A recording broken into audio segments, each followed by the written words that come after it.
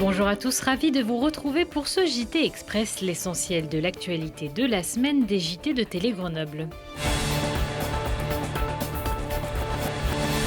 En l'absence de remontée mécanique pour une durée indéterminée, vous êtes de plus en plus nombreux à pratiquer la montagne autrement, de la façon la plus ludique, la luge, à la plus technique, la randonnée en ski ou raquette. Mais pas question de partir sans se préparer et notamment s'assurer de connaître les bons réflexes si vous êtes pris dans une avalanche. À Champs-Rousses, un atelier de prévention était organisé le week-end dernier. Pour le temps qu'il calcule. 0,3. Ce petit appareil, c'est un DVA, un détecteur de victimes d'avalanche, l'un des trois indispensables avec la pelle et la sonde lorsqu'on sort en ski de randonnée ou en ski de fond. C'est un appareil qui est un émetteur et un récepteur. En tant qu'usager de la montagne, on va l'utiliser en émission de manière à être retrouvé par un autre utilisateur de DVA ou un secouriste professionnel. Rentrée de courte durée à la crèche de la Villeneuve de Grenoble. Dès le mardi 5 janvier, l'espace petite enfance du quartier a dû fermer ses portes après que le personnel ait exercé leur droit de retrait pour des raisons de sécurité. Des jeunes du quartier les avaient menacés après avoir fracturé la porte de la chaufferie voisine selon les premiers éléments pour s'adonner au trafic de drogue mais aussi d'armes, ce qui avait donné lieu à une intervention de la police. 2 plaintes ont été déposées et une enquête confiée à la sûreté départementale du commissariat de Grenoble. Le CCAS a dû trouver une solution pour les 50 enfants accueillis. Pour nous, il était hors de question de mettre en danger le personnel et les enfants accueillis sur place. Et donc, dès lors que les conditions de sécurité ne sont pas réunies, on a préféré fermer provisoirement la crèche. Que n'aurait-on dit si on avait laissé la crèche ouverte alors que des délinquants menaçaient de rentrer dans les locaux, de menacer le personnel ou menacer les enfants?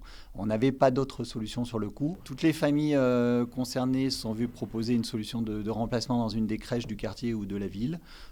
90 ou 95% des familles ont accepté ce qu'on leur proposait. On a rencontré les familles samedi dernier en mairie. Elles comprennent bien la situation. Elles sont tout à fait solidaires de la position de la ville et du CCAS.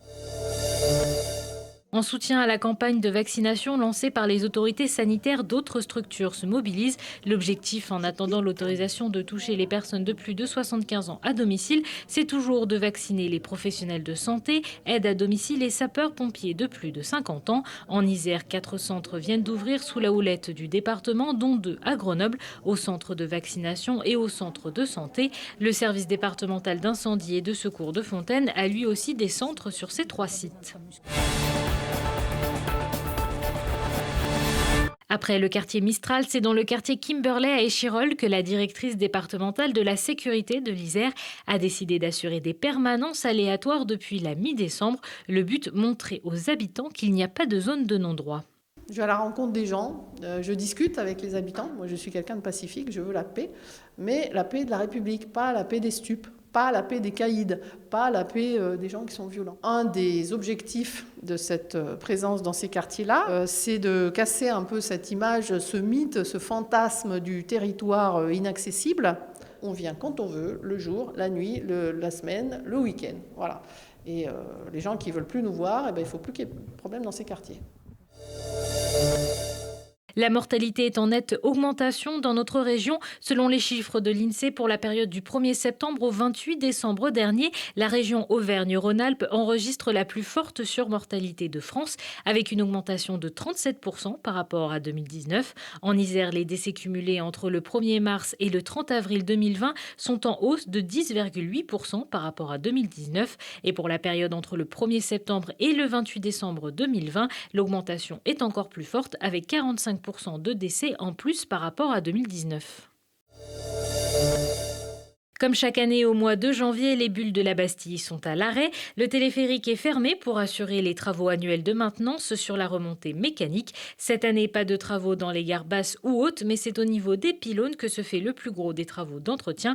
Une opération technique à 30 mètres du sol qui a lieu tous les 10 ans. Alors cette année, la majorité des travaux vont se situer aux pylônes, avec l'échange des axes des sabots, le contrôle magnétographique des capes porteurs à l'aplomb des sabots et le contrôle à 100% des soudures du sabot. Donc les sabots, c'est la grosse pièce mécano-soudée sur lequel le cap porteur glisse, et il y a le train de galet du cap tracteur sur lequel le cap tracteur roule. On doit soulever le cap porteur, enlever le cap-tracteur, déclafeter le sabot, le pousser pour le rendre libre de son axe et ensuite échange de l'axe. Les enfants à partir de 6 ans et les enseignants bientôt testés dans les établissements scolaires.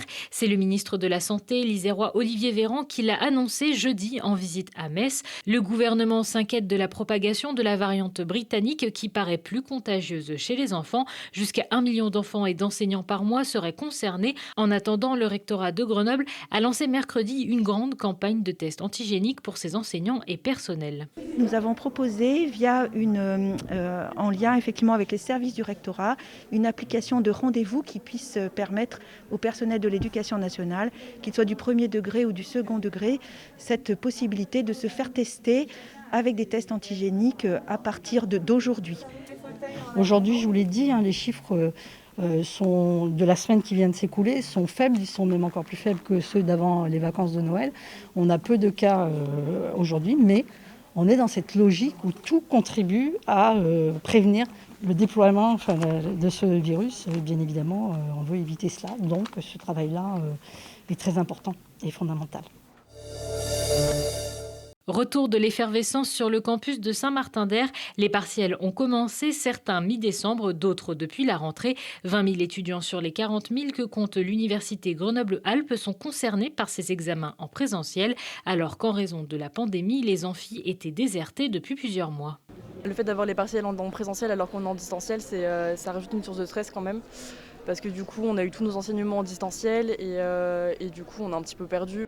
Avant, on est tous entassés, après on est tous entassés, on mange tous ensemble sans masque et on s'entasse dans les amphis. Avant, c'est pas forcément très respecté. Après, ils font ce qu'ils peuvent, mais encore une fois, c'est impossible de parfaitement bien faire. Le problème, c'est la façon dont c'est fait, le manque d'organisation et aussi le fait que les élèves soient prévenus au compte-gouttes, c'est-à-dire qu'une info, une nouvelle info, une info qui contredit la précédente et au final, on ne sait plus où se positionner.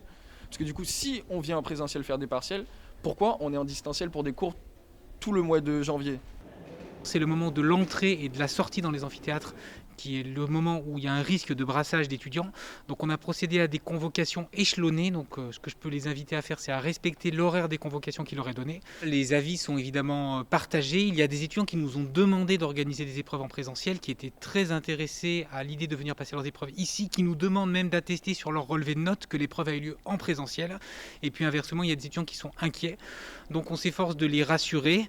Et puis surtout, on invite les étudiants qui sont cas contact ou qui sont malades à ne pas venir aux épreuves.